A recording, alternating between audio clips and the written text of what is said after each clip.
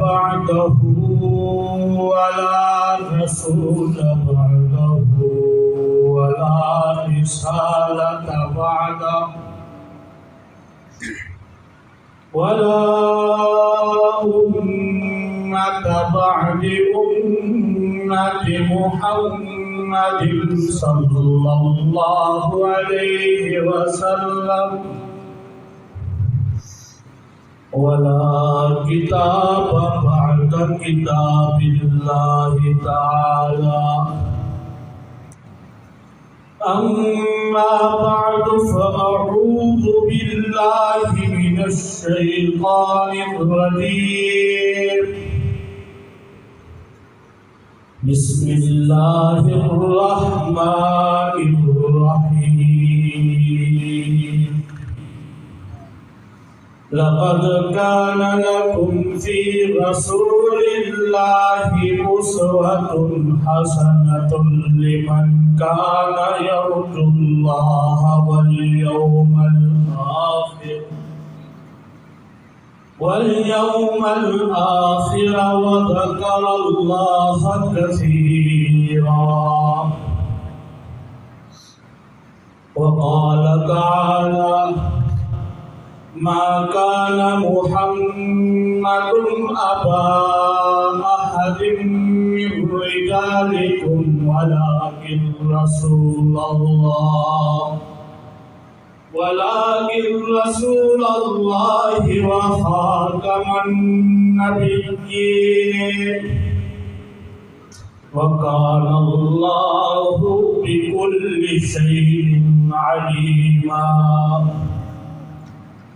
وقال النبي صلى الله عليه وسلم سيكون من بعدي كذابون 30 دجالون كلهم يزعم أنهم نبي فلا نبي بعدي أو كما قال عليه الصلاة والسلام صدق الله تعالى وصدق رسوله النبي الكريم ونحن على ذلك لمن الشاهدين والشاكرين والحمد لله رب العالمين.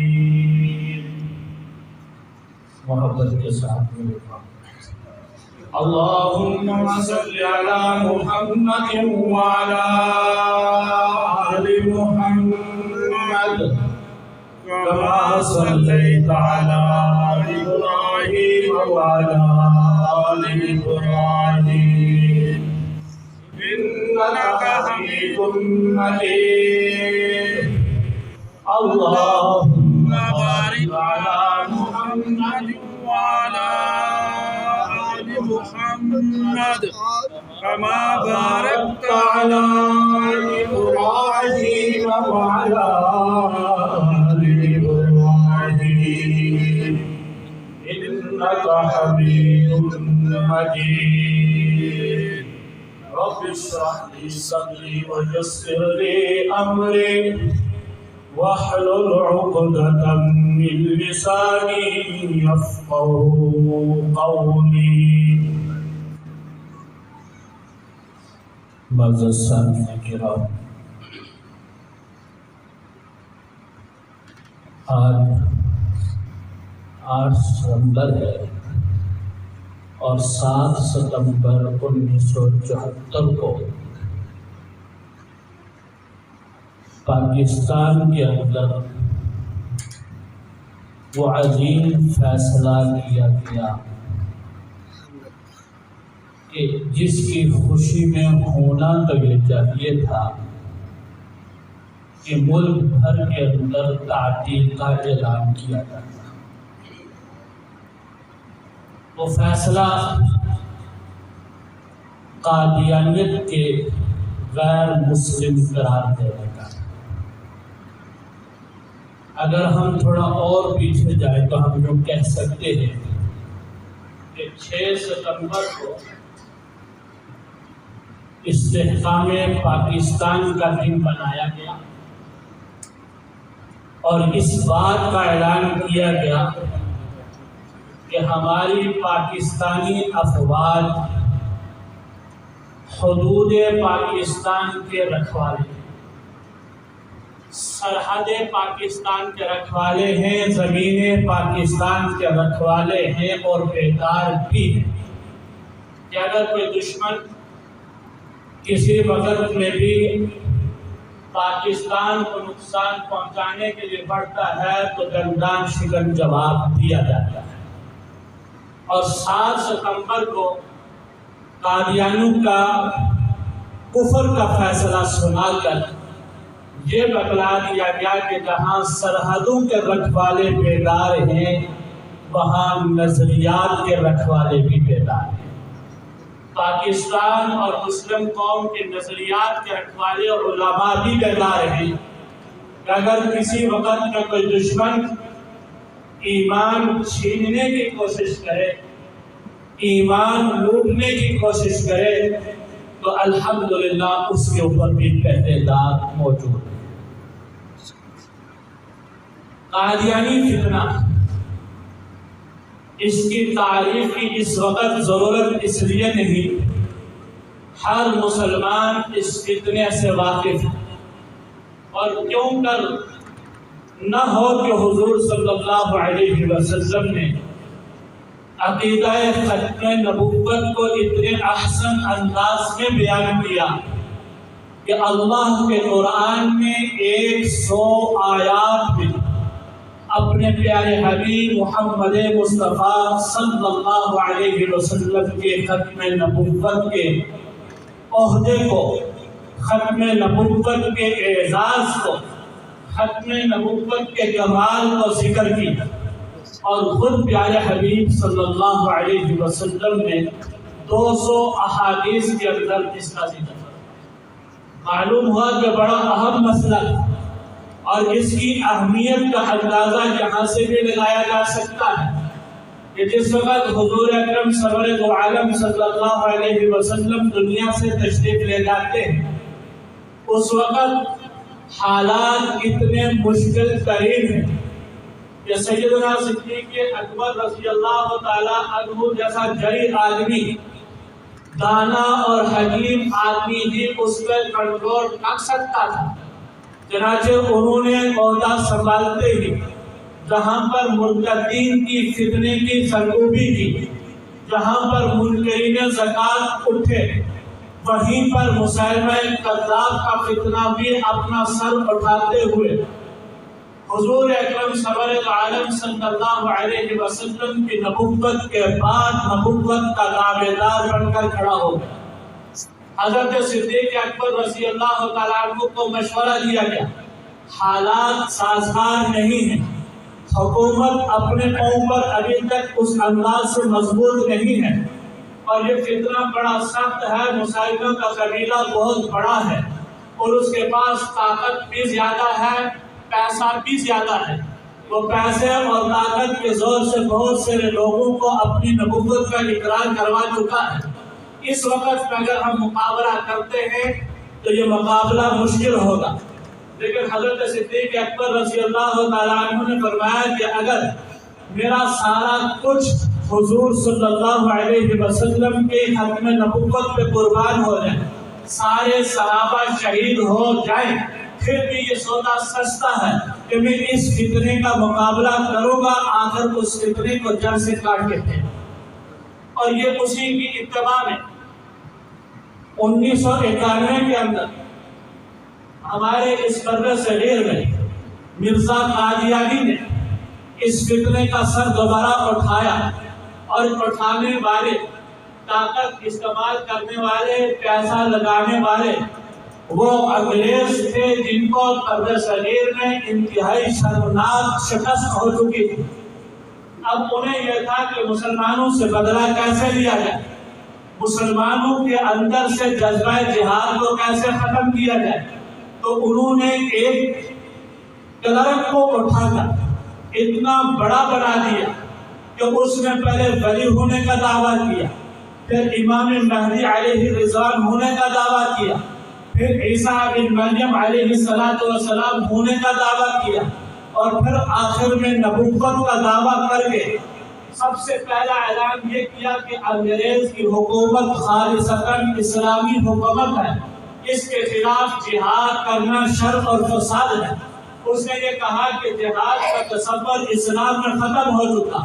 میں نعوذ باللہ اللہ کا نبی ہو کر یہ اعلان کرتا ہوں، آج کے بعد جہاد کی فرضیت منسوخ ہو چکی ہے، کیونکہ اسی مقصد کے لیے اس کو اٹھایا گیا تھا۔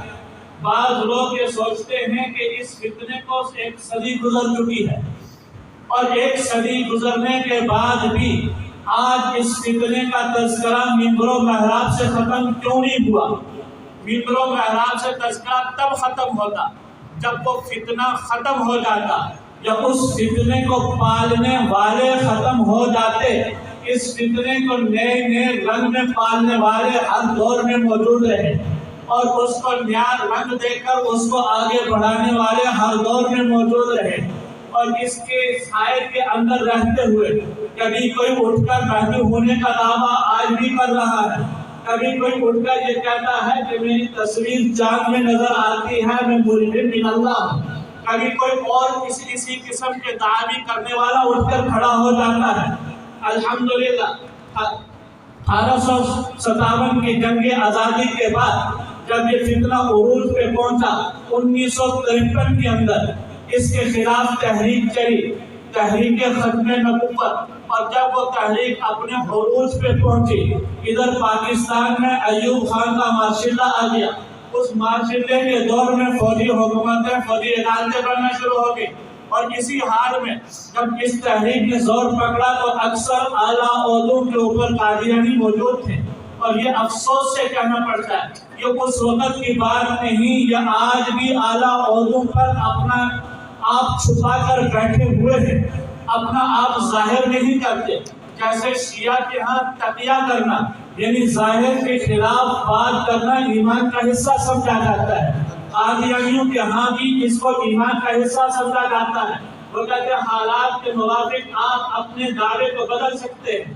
خیر، اس وقت میں موجود ہونے کی وجہ سے اس تحریک کو دبانے کی کوشش کی گئی۔ ایک وقت وہ تھا جب لاہور کے ہر درخت کے اوپر کسی نہ کسی عالم کی لاش لٹکتے ہوئے نظر آ رہی تھی، لیکن تحریک دبی تو صحیح، ختم نہ ہو سکی۔ تحریکیں مٹتی نہیں ہیں، دب جاتی ہیں۔ پھر یہی تحریک آگے بڑھی، اور ایک واقعہ ہم اپنے اس مقصد کے اوپر بات کرنے جا رہے ہیں تو 7 ستمبر کو قادیانیت کو کافر قرار دیا گیا۔ ایک واقعہ پیش آیا کہ 29 مئی بلکہ 26 مئی کو لاہور سے کچھ طلباء نے ایک ٹرین کی بوگی بک کروائی اور وہ پشاور سیر کے لیے جانے لگے اپنی چھٹیاں گزارنے کے لیے۔ جب یہ جہاں جناب نگر سے گزرے، کنیور اسٹیشن کے اوپر گاڑی رکی تو قادیانی لٹریچر ان کو تقسیم کیا گیا۔ اس وقت میں قادیانی کھلے عام اپنا لٹریچر تقسیم کرتے تھے۔ نعوذ باللہ من ظالم مرزا غلام احمد قادیانی جس کو کہا جاتا ہے، مرزا قادیانی کو نبی منوانے کے لیے لوگوں کو دعوت دیتے، اور جہاں پر زور چلتا وہاں زور بھی چلاتے، لیکن یہ جو طلباء تھے ان کو ختم نبوت کے عقیدے سے خوب واقفیت حاصل تھی، اس لیے یہ ان کے دباؤ میں نہ آئے۔ انہوں نے لٹریچر لینے سے انکار کر دیا، صرف انکار ہی نہ کیا بلکہ آگے بڑھ کے انہوں نے ختم نبوت زندہ باد کے نعرے فضا میں بلند کرنا شروع کر دیے۔ یہاں سے یہ اس وقت تو نکل گئے جب یہ پشاور سے واپس 29 مئی کو یہی ٹرین واپس آتی ہے، اور یہ ٹرین ابھی جناب نگر سے پیچھے ہوتی ہے، اور جناب نگر سے پیچھے نشتر آباد اسٹیشن آتا ہے۔ اس اسٹیشن پہ پہنچتی ہے، اس اسٹیشن پہ اس ٹرین کا سٹاپ ہے، جناب نگر میں اس کا سٹاپ نہیں، پھر اس کا سٹاپ جا کر چنیوٹ اور فیصل آباد میں آتا ہے، لیکن وہاں پر اس ٹرین کو روک کر وہاں کا اسٹیشن ماسٹر قادیانی اس نے جناب نگر فون کیا کہ یہ وہی طلباء کا ڈبہ آ رہا، فلاں بوگی میں یہ سارے طالب علم موجود ہیں، آپ ان کا بدلہ لیں کہ انہوں نے ہمارا لٹریچر قبول نہ کیا، اور ختم نبوت کی آواز کیسے بلند کی تاکہ یہ عبرت کا نشانہ بنے. ادھر ٹرین چلانے والا تھا، اس کو یہ بتلا دیا کہ جناب نگر میں تو نے سٹاپ کرنا. اس نے کہا میرا سٹاپ تو ہے کوئی نہیں. انہوں نے کہا ہم کہہ رہے ہیں اور جو ہم کہتے ہیں اس کا ماننا لازم ہوتا ہے. لوگ کہتے ہیں کہ اس کے لیے اتنی محنت کیوں کی جا رہی. اس زور کے اوپر یہ لوگ موجود تھے کہ زبردستی لوگوں کو ایمان سے پھیرنے کی کوشش کرتے تھے. جب یہ جناب نگر پہنچی ٹرین کو روک دیا گیا اور گماشتے سینکڑوں کی تعداد کے اندر اس ڈبے کے اندر گھسے. کسی کے ہاتھ میں بچی ہے، کسی کے ہاتھ میں ڈنڈا ہے، کسی کے ہاتھ میں کدال ہے، کسی کے ہاتھ میں بیلچا ہے. جو ان کے ہاتھ میں موجود تھا وہ لے کر وہاں پہنچ گئے اور ان طلباء کو اتنا مارا کہ وہ بے ہوش ہو کر گر گئے. جب یہ خطرہ ہوا کہ کہیں ان کی روح پرواز نہ کر جائے، اس وقت ٹرین کو چلنے کا حکم دیا. اور یہ بھی تاریخ کی کتابوں میں لکھا ہے. آج علماء اس واقعے کے عینی شاہد موجود ہیں جو یہ بتلاتے ہیں کہ 300 سے زائد عورتیں رقص کرنے کے لیے اپنے ساتھ لائی ہوئی تھی. جب یہ طلباء چیخیں مارتے تھے وہ رقص کرتی اور گانے گاتی اور کہتی اور مارا جائے ان کو.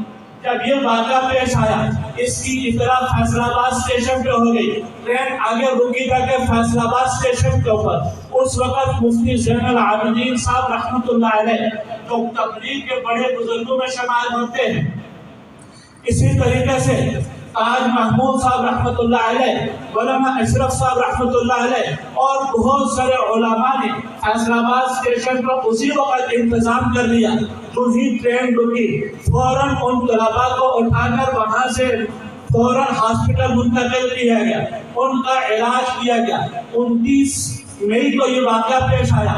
30 مئی کو ملک گیر احتجاج ہوا، ہڑتال ہوئی اور اس میں یہ مطالبہ کیا گیا کہ اس کی سرکوبی کے لیے کوئی اقدام اٹھایا جائے اور اس فتنے کو ختم کیا جائے. اور یہیں پر بس نہیں، اس تحریک کو آگے بڑھاتے ہوئے چند ہی دنوں کے اندر ملک میں کئی کانفرنسیں منعقد کی گئی. 1 مہینے کے اندر یا اس سے بھی کم دنوں میں 29 بڑی کانفرنسیں ہوئی جس کے اندر یہ مطالبہ کیا گیا کہ قادیانیوں کو عدالت میں پیش کیا جائے اور یہ بھی اپنا موقف پیش کریں. ہم مسلمان بھی اپنا موقف پیش کرتے ہیں. اس وقت میں مفتی محمود صاحب رحمہ اللہ تعالی یہ اس وقت عدالت کے اندر موجود تھے اور اس وقت جمعیت اپنے پورے زور کے اوپر تھی. اس وقت میں ختم نبوت کا مقدمہ لڑنے والے مفتی محمود صاحب تھے. اور آج کے اس وقت میں اگر کہیں بھی ختم نبوت کی بات عدالت میں آتی ہے تو اس کا مقدمہ لڑنے والے انہی کے صاحبزادے مولانا فضل الرحمان نظر آتے ہیں. خیر مولانا مفتی محمود صاحب رحمۃ اللہ علیہ نے گھنٹوں سے بہت دفعہ مذاکرات کیے، ملک کی حالات بتلائے اور بھٹو کو کہا کہ آپ اس کے لیے تیار ہوں کہ اس مسئلے کو اسمبلی کے اندر لایا جائے، اس مسئلے کو عدالت میں لایا جائے. بھٹو پہلے تو انکار کرتا رہا اور انکار کی وجہ یہ تھی کہ تھرڈ بہت سخت تھی، حالات زیادہ مشکل تھے، طاقت کا غلبہ تھا. لیکن آخرکار علماء کے مطالبے سے مجبور ہو کر اس نے یہ کہا کہ یہ فیصلہ اسمبلی میں پیش کیا جائے. اب یہ مسئلہ اسمبلی کے اندر پیش ہوا اور اسمبلی کو بھی سب کمیٹی کا درجہ دے کر یہ کہا گیا کہ جو اسمبلی فیصلہ کرے گی اس فیصلے کو ہم تسلیم کریں گے. اس وقت مرزائیوں کا تو اس وقت کا خلیفہ تھا مرزا مسرور، اس کو بلایا مرزا ناصر محمود، اس کو اسمبلی کے اندر گفتگو کرنے کا پورا موقع دیا گیا، اس کو اپنی صفائی پیش کرنے کا موقع دیا گیا.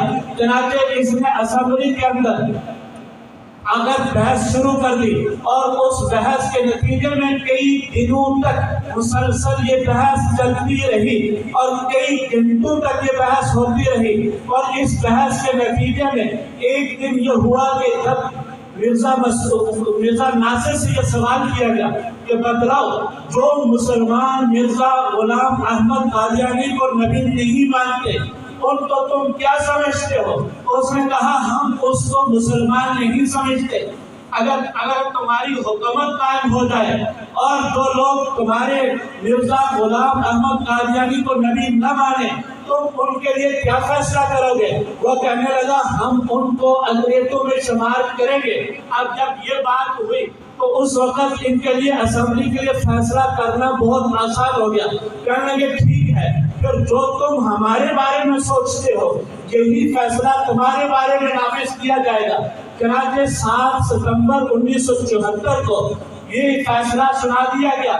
بھٹو صاحب نے تعریف کی کہ 7 ستمبر 1974 کو اس کا فیصلہ سنایا جائے گا، اور اس دورانیے کے اندر 24 جولائی سے لے کر 7 ستمبر تک بھٹو صاحب کو بہت ساری تکلیفیں جھیلنی پڑی، بہت ساری کاریں سننی پڑی، بہت سارے لوگوں کے سامنے جوابات دینے پڑے، لیکن اپنے فیصلے پر ڈٹے رہے۔ اور 7 ستمبر کو انہوں نے یہ فیصلہ سناتے ہوئے یہ کہا کہ مرزا غلام احمد قادیانی کو رسول اور نبی ماننے والا یا اس کو ولی ماننے والا، چاہے وہ لاہوری گروپ ہو یا قادیانی گروپ ہو، یا اس کو مہدی ماننے کے لیے تیسرا گروپ اٹھ کے کھڑا ہوتا ہے، یا اس طرح کے نظریات کا حامل کوئی اور بات کے اندر نبوت کا یا مہدی ہونے کا دعویٰ کرے یا ملہم من اللہ ہونے کا دعویٰ کرے، وہ دائرۂ اسلام سے خارج ہے، اسلام سے باہر ہے۔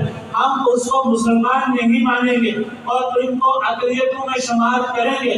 یہ فیصلہ کرنے کے بعد جب بھٹو صاحب کو کہا گیا کہ اس دستاویز پر دستخط کر لیں تو وہ کہنے لگے یاد رکھنا میں اپنے موت کے فیصلے پر دستخط کرتا ہوں۔ یعنی اس دور سے یہ تحریک تھی اور مخالفت بھی اس دور کی تھی کہ ان کو یہ یقین تھا کہ اس دستخط کے بعد میرا زندہ رہنا مشکل ہے۔ بہرحال اللہ رب العزت نے بھٹو سے یہ فیصلہ کروایا اور قادیانیوں کو کافر قرار دیا گیا، لیکن دکھ کی بات اور افسوس کی بات یہ کہ انہوں نے اس عدالت کے فیصلے کو تسلیم نہیں کیا، اسمبلی کی اس قرارداد کی منظوروں کو تسلیم نہیں کیا۔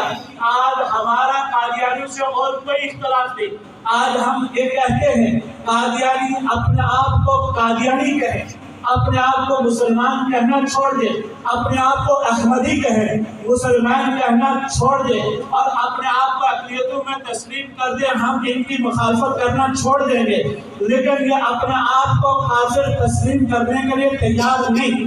یہ باہر ملکوں میں جا کر ایک سہارا یہ لیتے ہیں کہ پاکستان کی اسمبلی نے ہمیں کافر قرار دیا، اس کی وجہ سے مسلمان ہمیں تنگ کرتے ہیں، اور اس کی وجہ سے ان کو اگر دیکھیں تو یورپی ممالک کے اندر ویزے بھی دیے جاتے ہیں، پروٹوکول بھی دیا جاتا ہے، ان کی بات کو بھی سنا جاتا ہے اور ان کی بات کے اوپر عمل بھی کیا جاتا ہے۔ آج بھی وہاں کی دھمکیاں پاکستان کو ملتی رہتی ہیں۔ ہر حکومت جب قائم ہوتی ہے تو اس حکومت کے اندر آئے دن ہم سنتے ہیں، کبھی تو جناب یہ ہوا کہ شناختی کارڈ سے اسلام کا کھانا نکال دیا گیا، کبھی کیا ہوا جناب ووٹوں کی لسٹیں بن رہی ہیں تو وہاں پر قادیانیوں کا کھانا کوئی نہیں، صرف مسلمان کا کھانا باقی رہا ہے، وہاں اس کھانے کو نکال دیا گیا۔ یہ سازشیں اس وقت سے آج تک موجود ہے۔ کبھی کیا ہو رہا ہے، ان کے لیے راہداریاں کھولی جا رہی ہیں، راستے کھولے جا رہے ہیں، کبھی ان کو خاص وزراء اور مشیر کے طور پر اپنے پاس رکھا جا رہا ہے۔ معلوم ہوا یہ فتنہ وہاں ختم نہیں ہوا، اس فتنے نے زور ابھی تک باقی رکھا ہے، اور یہ وہی فتنہ تھا جس کا یہ دعویٰ تھا کہ ایک کشمیر کو اپنی اسٹیٹ بنائیں گے، یہ وہی فتنہ تھا جس کا یہ دعویٰ تھا کہ ہم بلوچستان کے اندر اپنی حکومت قائم کریں گے۔ انہوں نے اول دن سے پاکستان کو تسلیم نہیں کیا، پاکستان کے خلاف ہر محاذ کے اندر اور پاکستان کے خلاف ہر فتنے کے پیچھے آپ کو اس فتنے کا کوئی نہ کوئی سرگرم ملے گا تو اس کو تحریک دیتا ہوا ہوا دیتے ہوئے نظر آئے گا۔ لیکن الحمدللہ تحریک ختم نبوت میں جو علماء نے پہلے قربانیاں دی وہ بھی بے مثال ہے، اس دور میں جو قربانیاں چل رہی ہیں وہ بھی بے مثال ہے۔ اس دور میں تو قربانیاں جان کی دیتے تھے، وہ جب تحریک ختم نبوت 1953 چلی تو اس ختم نبوت کی تحریک میں ایک نوجوان ہے، اس نوجوان کو گرفتار کیا جاتا ہے اور گرفتار کرنے کے اوپر وہ نعرہ لگاتا ہے ختم نبوت زندہ باد۔ اس کو سزا سنانے کے لیے عدالت پیش کر دیا جاتا ہے، پھر وہ نعرہ لگاتا ہے۔ اس پر جج جو تھا اس نے کہا اپنی بات سے باز آ جا، اگر باز نہیں آئے گا تو نعرہ چھوڑے گا نہیں، تیری سزا بڑھ جائے گی۔ اس نے پھر نعرہ لگایا ختم نبوت زندہ باد، پھر اس کو 1 سال کی سزا سنائی گئی، پھر اس نے نعرہ لگایا ختم نبوت زندہ باد، پھر 2 سال کی سزا سنائی گئی۔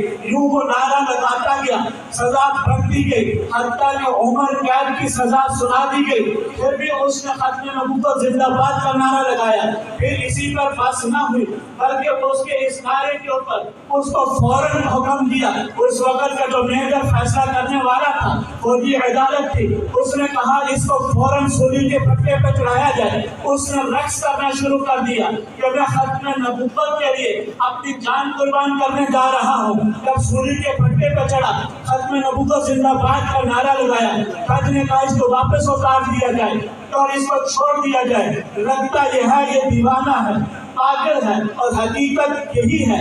اس مسئلے کے اندر حضور اکرم صلی اللہ علیہ وسلم کی عشق اور محبت ہے۔ مسلمان دیوانہ اور پاگل ہے، وہ کسی چیز کو مقدم نہیں رکھتا۔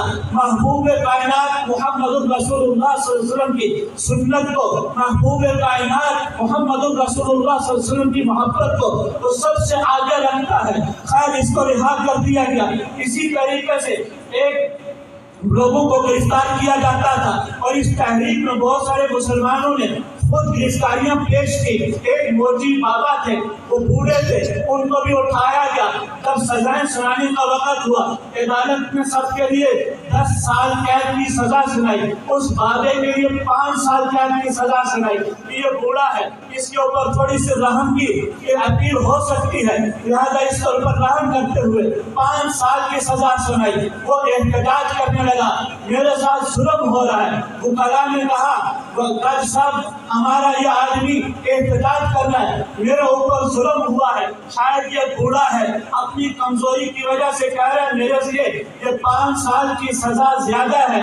جب جج نے بلا کے پوچھا تو کہنے لگا نہیں، ظلم یہ ہے، سب کو 10 سال کی سزا سنائی گئی ہے، تو میں ختم نبوت کے لیے قربانی دینے میں پیچھے کیوں رہوں اور میں آگے کیوں نہ بڑھوں؟ مجھے بھی 10 سال کی سزا سنائی جائے۔ یہیں پر بس نہیں، اگر دیکھیں تو غلام غوث ہزاروی رحمۃ اللہ علیہ، یہ وہ دور تھا جب مناظرے کیے جاتے تھے، قادیانی دندناتے پھرتے تھے۔ غلام غوث ہزاروی رحمۃ اللہ علیہ کو پتہ چلتا ہے آج فلان جگہ پر قادیانی مناظر مسلمانوں کو خراب کر رہا ہے، یہ وہاں ہزارہ سے نکلتے ہیں اور وہاں سے گاڑی پکڑتے ہیں، اپنی اسٹیشن پہ پہنچے ہیں تو پہلے نکلتے ہوئے اہلیہ نے کہا بابا جی آپ جا رہے ہیں، آپ کا بیٹا زین العابدین وہ بستر مرد کے اوپر ہے، زیادہ تیز بخار ہے، بیمار ہے، اس کے لیے تھوڑی دیر انتظار کر لیں، اس کا علاج کروا کے 1-2 دن بعد نکل جانا۔ وہ کہنے لگے نہیں، جب حضور کی ختم نبوت کا مسئلہ ہے تو میں اپنی اولاد جیسے ہزاروں زین العابدین چھوڑ کے جانے کے لیے تیار ہوں۔ ابھی اسٹیشن پہ ہی پہنچے تھے تو پیچھے سے گھر سے اطلاع آ گئی، بندے نے آ کر بتلایا حضرت جی اب یہاں سے تھوڑی دیر کے لیے واپس جائیے، زین العابدین کا انتقال ہو گیا، ہم نے اس کا غسل بھی دے دیا، بس آپ جنازہ پڑھا کے نکل جانا۔ تھوڑی دیر رکے، سر جھکایا، آنسو کے قطرے نکلے، پھر کہنے لگے نہیں، میں اپنے ہزاروں زین العابدین اپنے محبوب محمد رسول اللہ صلی اللہ علیہ وسلم کی ختم نبوت کے لیے قربان کرنے کے لیے تیار ہوں۔ جنازہ پڑھنا فرض کفایہ ہے اور حضور کی ختم نبوت کا تحفظ کرنا فرض عین ہے، لہٰذا میں آگے نکلوں گا، تم جاؤ زین العابدین کا جنازہ پڑھ کے اس کی تدفین کر دینا۔ میرے خیال میں اس طرح کی قربانیاں کسی تحریک میں نظر نہیں آئیں گی تو قربانیاں ختم نبوت کی تحریک میں نظر آئیں، اس لیے کہ معاملہ بڑا حساس ہے، حضور کی ذات کا معاملہ ہے۔ جتنے دین کے معاملات ہیں وہ حضور صلی اللہ علیہ وسلم کی تعلیمات کے تحفظ کے لیے ہیں، نظریے کے تحفظ کے لیے ہیں، لیکن ختم نبوت کا جو معاملہ ہے وہ میرے اور آپ کے آقا محمد رسول اللہ صلی اللہ علیہ وسلم کی ذات کے تحفظ کے لیے ہے۔ آج میرا مطالعہ مطالبہ ہم سارے مسلمانوں سے یہ مطالبہ کرتے ہیں، بالخصوص اپنے ان نمازیوں سے یہ مطالبہ کروں گا، وہ لوگ جو محبوب کائنات محمد مصطفیٰ صلی اللہ علیہ وسلم کی ختم نبوت پر ڈاکہ ڈالنے کے لیے اپنی جیبوں سے مال خرچ کر رہے ہیں، وہ لوگ جو حضور صلی اللہ علیہ وسلم پر نازل کردہ کتاب قرآن حکیم کے غلط ترجمے شائع کر کے وہ لوگوں کے ہاتھوں ہاتھ نکال رہے ہیں اور غریب مسلمانوں کو امداد کے نام سے جھانسا دے کر ان کو قادیانی بنا رہے ہیں، اور غریب مسلمانوں کو باہر کے ویزے دے کر جھانسا دے کر قادیانی بنا رہے ہیں۔ یہ جتنا پیسہ ان کے پاس جا رہا ہے، جس کی بدولت وہ غریبوں کو لوٹ رہے ہیں، یہ پیسہ ان کی جیبوں سے نکلا ہوا نہیں، یہ پیسہ میری اور آپ کی جیب سے نکلا ہوا پیسہ ہے۔ یہ پیسہ وہی ہے تو قادیانی مصنوعات سے نکالا جاتا ہے۔ آپ نے سنا ہوگا چناب نگر کے اندر ایک جنتی قبرستان ہے، ایک جہنمی قبرستان ہے۔ یہ جو جنتی جہنمی کا کنسپٹ ہے، یہ صرف اتنا ہے جو اپنی زندگی میں اپنے بزنس کا ہر مہینے 10% قادیانی جماعت کو دیتا ہے، وہ جنتی قبرستان میں ہے۔ جو نہیں دیتا وہ جہنمی قبرستان کے اندر ہے۔ جنتی جہنمی ہونے کا فیصلہ قبر میں ان کے ہاں 3 سوالات ہیں۔ ایک سوال یہ ہے تو اللہ کے بارے میں کیا جانتا ہے، مر ربو۔ دوسرا سوال قادیانیوں کے نزدیک یہ ہے کہ مرزا قادیانی کے بارے میں پوچھا جائے گا۔ تیسرا سوال یہ ہوگا بتلاؤ تو نے اس تحریک قادیانیت کے لیے کتنا فنڈ دیا ہے۔ یہ 3 سوالات کو کہتے ہیں نعوذ باللہ قبر میں پوچھے جاتے ہیں۔ یہ فنڈ میری اور آپ کی جیبوں سے نکلنے والا فنڈ ہے۔ جتنے قرآن کریم کے غلط تراجم شائع ہوئے ہیں یہ سب شاہجہان کمپنی نے شائع کروائے ہیں، اور یہ شاہجہان کمپنی کی جتنی مصنوعات ہیں یہ ہم اپنے ہر گھر میں ہر دکان میں دیکھتے ہیں۔ بتائیے اگر یہ مصنوعات ہم آج استعمال کریں گے اور روز قیامت اللہ کے حبیب صلی اللہ علیہ وسلم پوچھ لیا میرے دشمن کی مصنوعات کو استعمال کرتے تھے، تمہیں پتا تھا یہ سارا پیسہ میری ختم نبوت کے خلاف استعمال ہوتا ہے، تو ہم آقا علیہ السلام کو کس منہ سے جواب دیں گے؟ لوگ کہتے ہیں کہ پیپسی بھی تو استعمال کرتے ہیں، کوکا کولا بھی تو استعمال کرتے ہیں۔ یقین جانیے وہ تو لوگ ہیں وہ بھی کافر ہیں، یہ بھی کافر ہیں، لیکن وہ اپنے کافر ہونے کا اقرار اپنی زبانوں سے کرتے ہیں۔ وہ اپنے آپ کو مسلمان نہیں کہتے، کوئی یہودی کہہ رہا ہے، کوئی عیسائی کہہ رہا ہے، کوئی بدھ مت کہہ رہا ہے، وہ اپنے کفر کا اقرار کر رہے ہیں۔ یہ وہ منافق ہے جو اپنے آپ کو مسلمان کہتے ہیں اور ان ممالک میں جہاں مسلمان اکثریت نہیں ہے وہاں جا کر اپنے آپ کو ہی مسلمان ظاہر کر رہے ہیں۔ سینکڑوں واقعات ایسے موجود ہیں اس دور کے اندر کہ انہوں نے وہاں پر اقتدار حاصل کر لیا، وہاں کی حکومتوں سے یہ تسلیم کروا دیا کہ اس وقت مسلمان صرف قادیانی ہیں۔ اللہ پاک معاف فرمائے، ان کی محنت کے میدان بہت دور تک ہے، لیکن اس کے لیے میں اور آپ کے عہد کریں ہم اپنی رقم سے ان کو ایک پیسہ بھی نہیں دیں گے۔ آج سے جتنی قادیانی مصنوعات ہیں ان کا انشاءاللہ بائیکاٹ کریں گے انشاءاللہ۔ اس میں شاہجہان کی جتنی مصنوعات ہیں، ذائقہ گھی ہے، یہ منڈی باؤدین کے جو موٹی چینی آتی ہے یہ چینی ان کی ہے، کتنی خوبصورت مصنوعات کیوں نہ ہو، کتنی اچھی چیزیں کیوں نہ ہو، ان سب کا ہم بائیکاٹ کریں گے۔ بورڈ کے اوپر ایک وہاں پر پمفلیٹ لگا ہوا ہے، اس پہ ان کی ساری